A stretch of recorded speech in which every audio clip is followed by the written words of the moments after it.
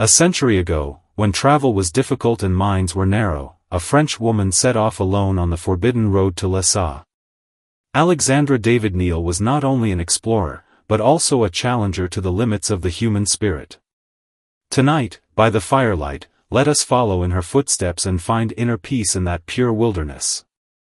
This is a story of courage and spiritual practice, a soul awakening amid wind and snow. She was once a celebrated opera singer in Paris, yet in her 40s she chose the hardest path of all. Disguised as a beggar, Alexandra David Neél crossed snow-capped mountains and trekked more than 2,000 kilometers to sneak into the holy city. There are no thrilling cries in this tale, only compassion and perseverance flowing gently in the thin air. Close your eyes, and in this unhurried narrative, cross the mountains of the soul alongside this legendary woman. Would you rather follow the rules in a busy city, or sleep beneath distant glaciers listening to the wind? Alexandra David Neél gave the most magnificent answer with her 101-year life. Tonight, we turn away from the noise of the world to tell her quiet, profound moments among the Himalayas. May her perseverance become your peaceful dream tonight, under those faraway stars, a good night's sleep. Imagine a high, frozen wilderness where even compasses may fail.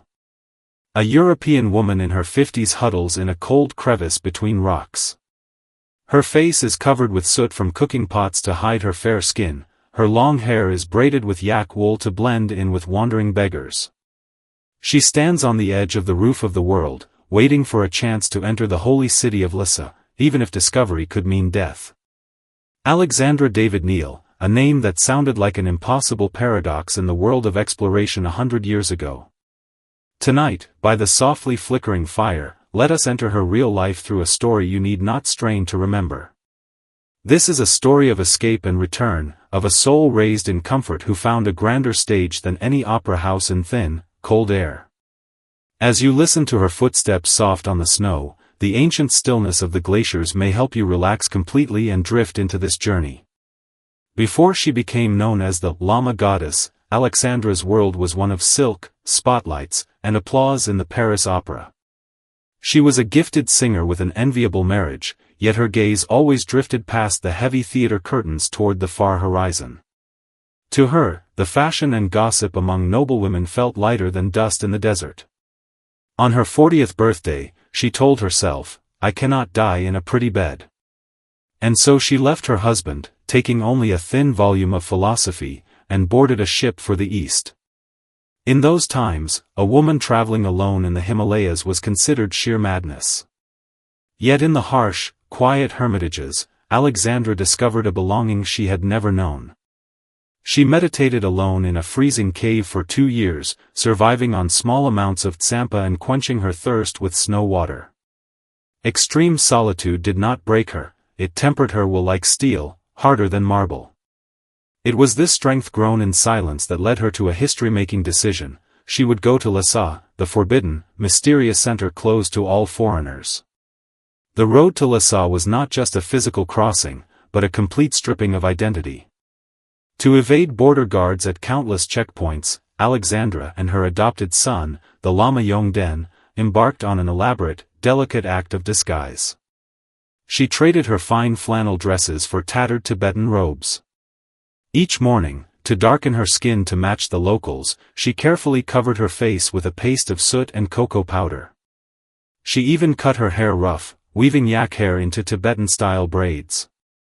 During the long winter, they moved through deep, treacherous valleys, traveling only at night to avoid people and resting in hidden caves by day. Once, they became lost on a snow slope at 5,000 meters, with no food left and matches soaked through. Alexandra sat calmly in the snow, practicing the inner heat yoga of Tummo to regulate her breath, trying to survive the -30 nights using warmth generated by her will. Such extreme conditions sharpened her senses to an extraordinary degree. She could hear glaciers cracking kilometers away, and detect subtle shifts of season in the wind. She was no longer a privileged French lady. She had become part of the wilderness, a small, stubborn shadow moving gently through the gears of fate.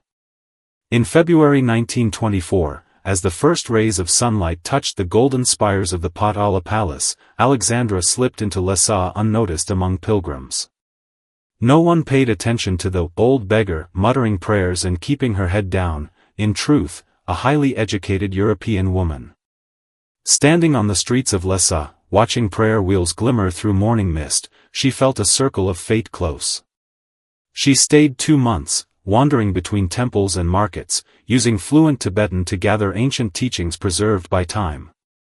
In her closest call, a guard stared suspiciously at her features.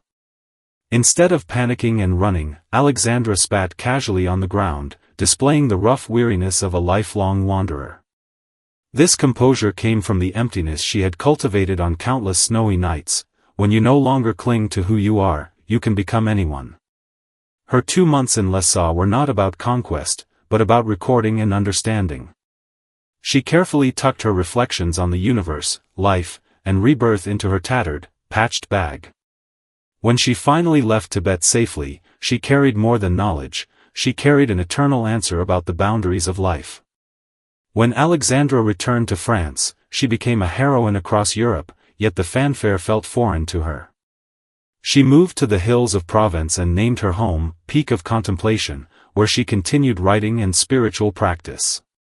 Even in her 90s, she renewed her passport, telling friends, "If I get the chance, I would go north again." She lived across 2 centuries, reaching the age of 101, and her mind remained clear as spring water under ice until her last breath. When asked what she remembered most from her 14 years of wandering, she did not mention the honor of an audience with the Dalai Lama, nor the danger of entering Lhasa. She spoke of standing atop a 5,000-meter peak, when the wind and snow fell silent and stars poured down like diamonds within reach. In that moment, she melted into vast, total stillness, no fear, no self. She gave all her savings to wanderers and animals, knowing nothing in this world truly belongs to individuals. Alexandra's passing felt like reaching the end of a long journey. She simply laid down her heavy body, letting her soul return to the snow-capped mountains she loved so deeply. Her story still whispers in the Himalayan wind, reminding every lost soul, the mountain is there, and so is the path. To answer the question from the beginning, what did Alexandra David Neél ultimately find? She found a self-sustaining peace that needed nothing from the outside, unshakable even in the fiercest storms. In 101 years, she proved to the world that a human heart can be as vast as the sky, holding both extreme cold and burning dreams. Now she may drift as a cloud above the Potala Palace, or rest gently in the warm sun of Provence. Tonight the fire has dimmed, and the night outside is deep.